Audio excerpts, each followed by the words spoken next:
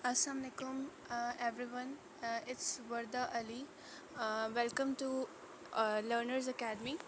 Today we are starting lesson number 16, which is behavioral views of learning.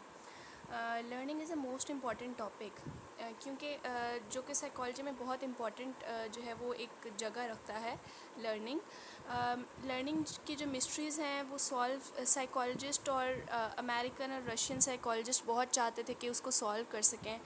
ठीक है, तो learning को किस तरह सिंपली डिफ़ाइन किया जाता है। लर्निंग एक ऐसा प्रोसेस है जिससे हम एक्सपीरियंस से कॉज होता है जो या तो ज़्यादा देर के लिए रहता है या कभी कभार कम देर मतलब कम टाइम के लिए रहता है, जैसे कि टेम्प्रेरी होता है या परमानेंट चेंज होता है हमारी नॉलेज या हमारे बिहेवियर में। ठीक है, इस चेंज को जो है ये या तो डेलिब्रेट एंड अनइंटेंशनल होता है या हमारे बेटरमेंट के लिए या हमारे वर्समेंट के लिए। ठीक है, या करेक्ट और इनकरेक्ट के लिए या कॉन्शियस और अनकॉन्शियस के लिए। लर्निंग को क्वालिफाई करने के लिए चेंजेस जो हैं वो एक्सपीरियंस से आने चाहिए। मतलब अगर हम लर्निंग की बात करते हैं तो लर्निंग उस चीज़ को कहा जाता है जो एक्सपीरियंस से आती है, जो दूसरे लोगों के साथ इंटरेक्शन से या हमारे हमारे इन्वायरमेंट के इंटरेक्शन से आती है, तो उसे हम लर्निंग कहते हैं। जो हम उससे एक्वायर करते हैं नॉलेज या जो उससे हमारा बिहेवियर चेंज होता है, तो उसे हम कहते हैं कि वो लर्निंग है। वो चेंजेस जो कि मैच्योरेशन की वजह से आए, जैसे कि हम ग्रोइंग टॉलर या फिर जो टर्निंग ग्रे, तो ये जो है वो लर्निंग में नहीं आता। टेम्पररी जो चेंजेस हैं जो इलनेस से, फटीग या हंगर की वजह से आते हैं, वो लर्निंग की डेफिनेशन से बाहर हैं, वो लर्निंग में नहीं आते।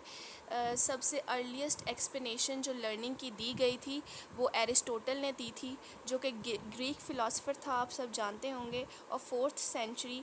ही डाइड इन 322 BC।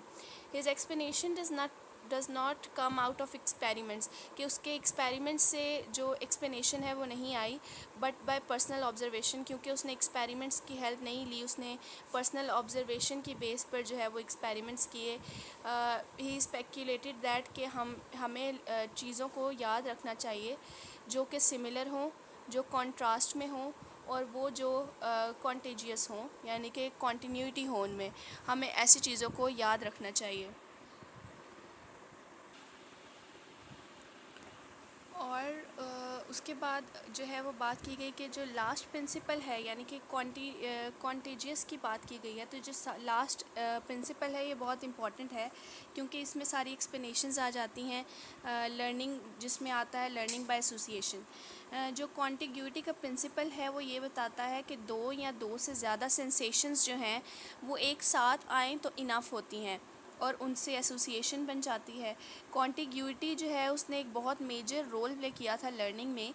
जैसे कि हम एक बहुत वेल नॉन प्रोसेस है classical conditioning by Ivan Pavlov, इसने दिया था, एक रशियन साइकोलॉजिस्ट था। तो इसमें हम कॉन्टिग्यूटी की बात करते हैं कि who setup a psychological laboratory. Ivan Pavlov ने साइकोलॉजिकल लेबॉर्ट्री जो है सेटअप की, और out of his experiments on animals came out the first systematic understanding. उसने अपनी एक्सप्लेनेशन दी कि किस तरह लर्निंग जो है वो होती है। उसने अपनी लेबॉर्ट्री बनाई और उसमें उसने एनिमल्स पर एक्सपेरिमेंट किया, जिससे उसने लर्निंग के बारे में काफ़ी हमें हेल्पफुल रिसर्चेस दी। उसके एक्सपेरिमेंट्स को हम अब क्लासिकल कंडीशनिंग एक्सपेरिमेंट्स कहते हैं।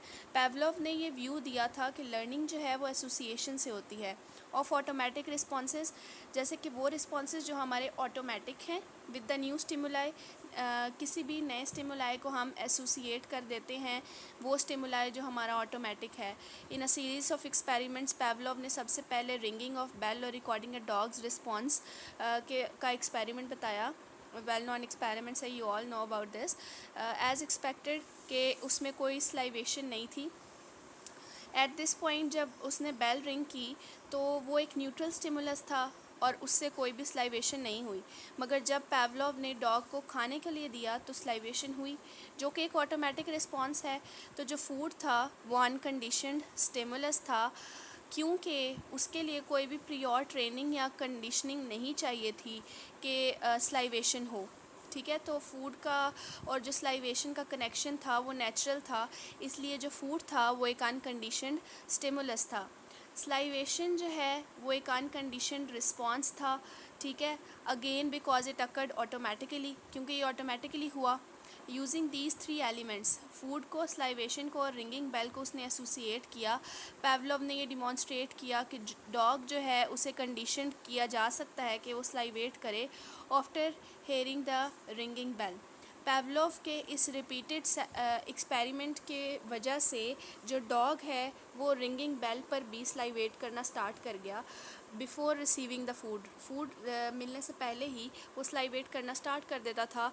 Now the sound had become a condition stimulus, तो जो साउंड है वो उसके लिए कंडीशन मतलब जो रिंगिंग बेल है अब वो कंडीशन स्टिमुलस उसके लिए बन गई, और जिसकी वजह से स्लाइवेशन हुई, और जो रिस्पॉन्स था स्लाइवेशन का वो अब कंडीशन रिस्पॉन्स बन गया।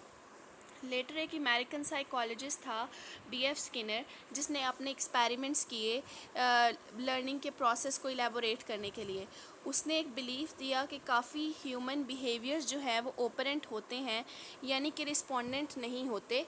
क्लासिकल कंडीशनिंग ने सिर्फ डिस्क्राइब किया था कि जो एग्जिस्टिंग बिहेवियर्स होते हैं, मतलब जो हमारे पहले वाले बिहेवियर्स होते हैं, हम उनको नए बिहेवियर्स के साथ किस तरह पेयर कर सकते हैं।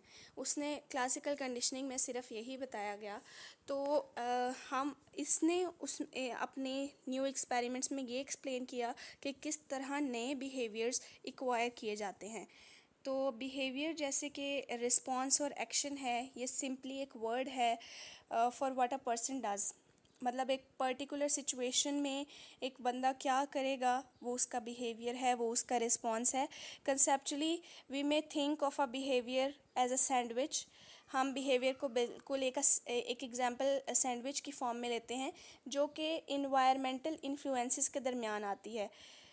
दैट प्रोसीड्स इट, वो इन्वायरमेंटल इन्फ्लुएंसेस जो उसे प्रोसीड करते हैं और उसे फॉलो भी करते हैं। ये रिलेशनशिप इस तरह शो होता है कि एंटीसीडेंट, बिहेवियर, कंसिक्वेंस, ABC, ठीक है। बिहेवियर एक ऑनगोइंग प्रोसेस है, और जो कॉन्सिक्वेंस होता है, यानी जो रिज़ल्ट मिलता है हमें उस बिहेवियर का, हम उसी के अकॉर्डिंग जो है वो नेक्स्ट बिहेवियर परफॉर्म करते हैं।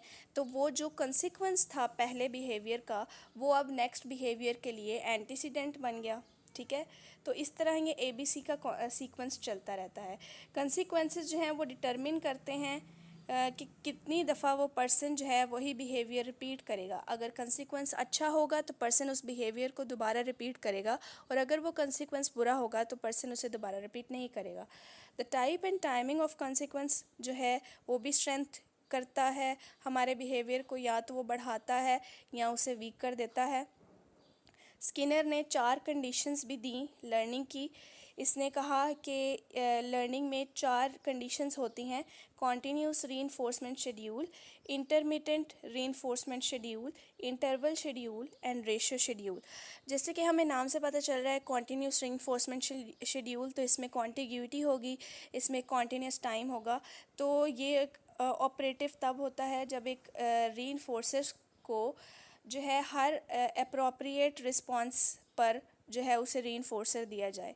हर अप्रोप्रिएट जो उसका रिस्पॉन्स है उस पर उसे रीइंफोर्सर दिया जाए, तो वो कॉन्टीन्यूस रीइंफोर्समेंट शेड्यूल होगा। ये एक बहुत अच्छा प्रोसेस है लर्न करवाने के लिए, कॉन्टीन्यूस रीइंफोर्समेंट शेड्यूल देना, कि जब भी वो आपका डिज़ायर्ड रिस्पॉन्स परफॉर्म करे तो उसे एक रीइंफोर्सर दिया जाए, ठीक है। तो सेकंड था इंटरमिटेंट रीइंफोर्समेंट शेड्यूल। इंटरमिटेंट का मतलब होता है वक्फे के साथ, ठीक है। तो जब रीइंफोर्समेंट को प्रेजेंट किया जाता है इंटरमिटेंटली, मतलब कुछ रिस्पॉन्सेस पर सिर्फ दिया जाता है। थर्ड होता है इंटरवल शेड्यूल, यानी कि रीइंफोर्सर को एक डेफिनेट इन टाइम इंटरवल्स के इतने इंटरवल के बाद, इतने टाइम इंटरवल के बाद अब हम जो है वो रीइंफोर्सर देंगे, तो इसे हम इंटरवल शेड्यूल कहते हैं। और फोर्थ होता है रेशियो शेड्यूल, कि जब हम रीइंफोर्सर प्रोवाइड करेंगे after a certain number of responses, कि इतने नंबर ऑफ़ रिस्पॉन्सेज हो गए तो अब हम रीइंफोर्सर देंगे, तो वो रेशियो शेड्यूल है। इसमें कोई टाइम इंटरवल नहीं है। स्किनर ये बिलीव करता था कि ये जो 4 प्रोसीजर्स हैं इससे ही हम लर्न करते हैं।